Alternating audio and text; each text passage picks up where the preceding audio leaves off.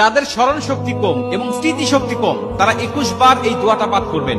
আশা করা যায় ইনশাআল্লাহ আপনার স্মৃতিশক্তি তুখর হয়ে যাবে, কারণ আল্লাহ পাক স্বয়ং নিজে এই দোয়াটা, এই আয়াতটা আমাদের শিখিয়েছেন আমাদের জ্ঞান বৃদ্ধি হওয়ার জন্য, আমাদের স্মৃতিশক্তি বৃদ্ধি করার জন্য। অনেকের ছেলে সন্তান যাদের মেধাটা ভালো নয়, কিন্তু মা বাবার ইচ্ছা যে আমার সন্তান ভালো মেধার অধিকারী হবে, তাকে কোরআনের হাফেজ বানাবো, তাকে বিভিন্ন আমি কিছু শিক্ষা দেব, সে তুখর ব্রেনের অধিকারী হবে, কিন্তু পারে না, সন্তান মুখস্থ করতে পারে না, কারণ স্মৃতিশক্তি খুবই কম। আবার অনেকের মুখে জড়তা থাকে, কথা বলতে পারে না ঠিক মতো। এই বিষয়গুলো নিয়ে এই আয়াতটা যদি আপনি আমল করতে পারেন, আশা করা যায় যে আপনি একটা কাঙ্ক্ষিত ফলাফল পাবেন ইনশাআল্লাহ।